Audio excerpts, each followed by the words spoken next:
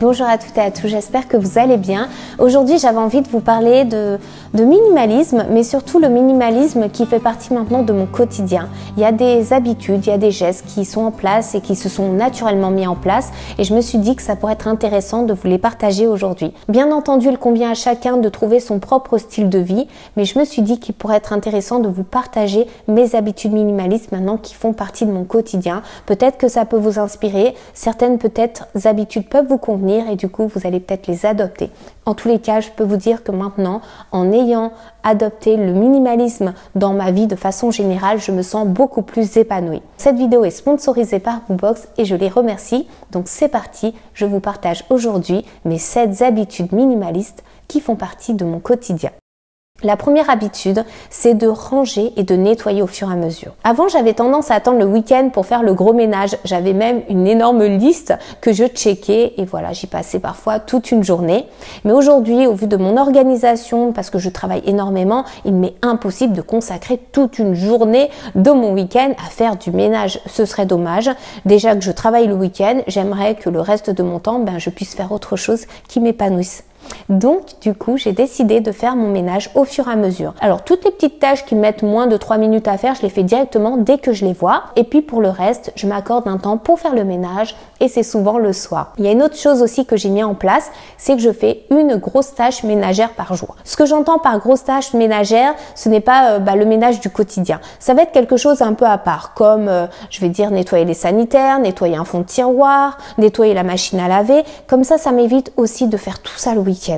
Et du coup, je trouve que ça passe beaucoup mieux de fonctionner de cette façon. Et l'avantage, c'est que je profite de ma maison propre tout le temps. Si je reçois du monde, je n'ai pas à ranger au dernier moment, voilà, avant que les invités arrivent. Ma maison, voilà, peut accueillir du monde.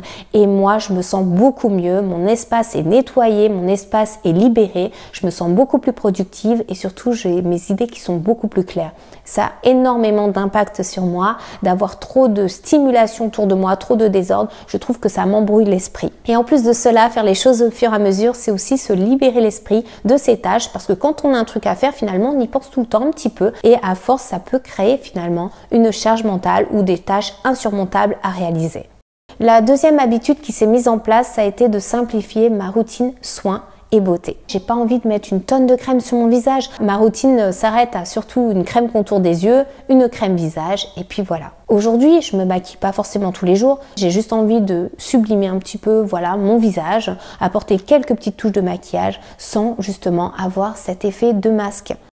La troisième habitude, c'est de me fixer quelques objectifs par jour et de vraiment me concentrer sur ces objectifs. Avant, j'avais tendance à me faire des listes, vous savez, ces to-do listes qui sont vraiment à la mode, mais des listes à rallonge et je trouve que c'est vraiment démotivant en fait. Ça peut même nous confronter à un échec si on n'arrive pas à faire toutes les tâches de la journée ou nous mettre beaucoup de pression. Maintenant, je vais me centrer vers quelques petits objectifs qui sont importants pour moi. Je vais les prioriser surtout et il faut qu'ils soient atteignables. J'adore lire, c'est quelque chose que je fais au quotidien maintenant. Il y a un moment, je n'arrivais pas à trouver le temps, mais je vous ai dit, en simplifiant mon organisation, j'ai du temps aussi pour moi. La lecture, ça me permet de m'évader et aussi d'apprendre. J'avoue que j'ai plus tendance à m'orienter vers des livres, on va dire, pratiques, tels que les livres de cuisine ou même de jardinage.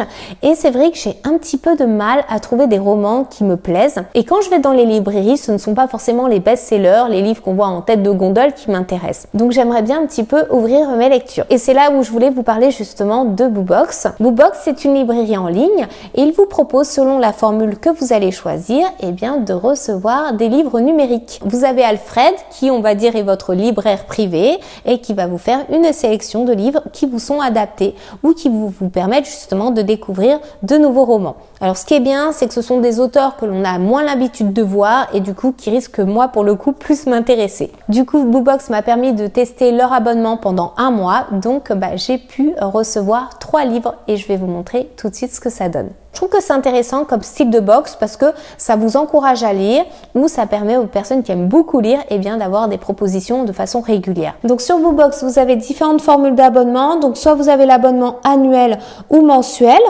Donc moi je choisis du coup l'abonnement mensuel puisque c'est ce qui me propose de tester. Donc je clique sur s'abonner et là en fait il vous propose d'autres formules. Donc soit vous avez 3 livres par mois, soit vous avez les 4 livres par mois, 5, 6, enfin voire plus. Donc moi c'est 3 livres par mois qu'ils m'ont proposé. On valide notre choix.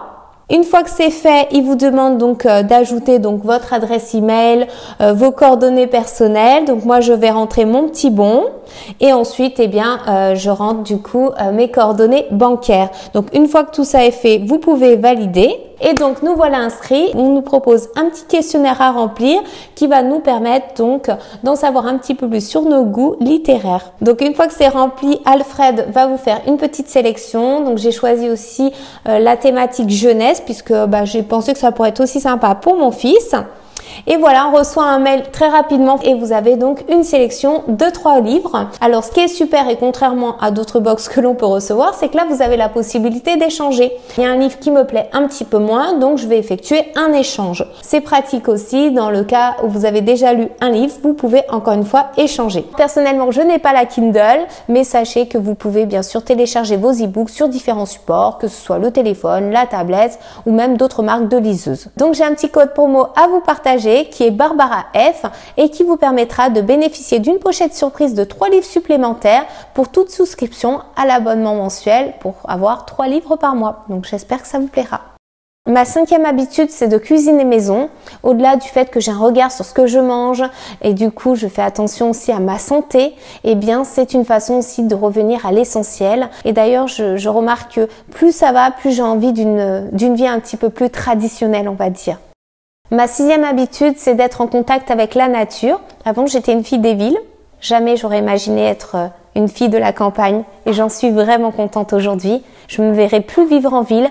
J'ai besoin d'être entourée de cette nature. J'ai la chance d'avoir un jardin. C'était vraiment un choix d'avoir un grand jardin. J'apprécie vraiment de m'en occuper, d'être au contact de la terre. Et cette nature, elle est aussi dans mon intérieur avec toutes mes plantes. Et je suis vraiment contente de m'en occuper. Vous voyez ces petits gestes comme ça du quotidien tout simple. Pour moi, c'est aussi la clé du bonheur. Ma dernière habitude, la 7e, c'est de pratiquer la gratitude. Alors, je ne vais pas forcément prendre un carnet et écrire une liste de points pour lesquels, j'ai de la gratitude. Non, c'est quelque chose aussi qui se fait naturellement. Il y a des moments dans la journée où je vais prendre le temps juste de penser. C'est quelque chose de très spontané où je vais être vraiment reconnaissante de même des petites choses. Vous voyez, des petits détails, de voir un petit papillon passer, entendre le chant d'un oiseau, être en famille. Ce sont des petites choses comme ça simples de la vie qu'il faut savoir aussi apprécier. Ça peut être aussi juste d'avoir un joli bouquet de fleurs à la maison. Et en fait, on se complique beaucoup la vie. On attend beaucoup de choses, de grandes choses, mais c'est pas forcément là où est le bonheur, je pense. Donc c'est pour ça qu'avoir de la gratitude, du coup, ça nous permet d'avoir une vision beaucoup plus positive, d'être content aussi de ce que l'on a, de se rendre compte déjà de la richesse de ce que l'on a. Donc c'est pour ça que je vous recommande vraiment de juste prendre le temps de vous poser, de voir les choses d'un autre regard et de savoir les apprécier. Donc voilà pour mes 7 habitudes minimalistes qui font partie de mon quotidien.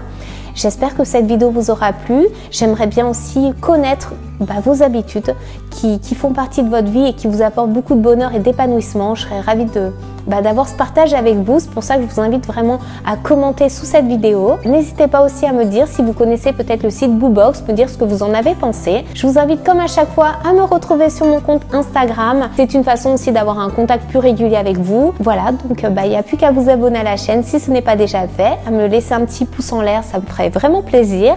Je vous retrouve en commentaire et je vous dis à très bientôt dans une prochaine vidéo. Ciao tout le monde!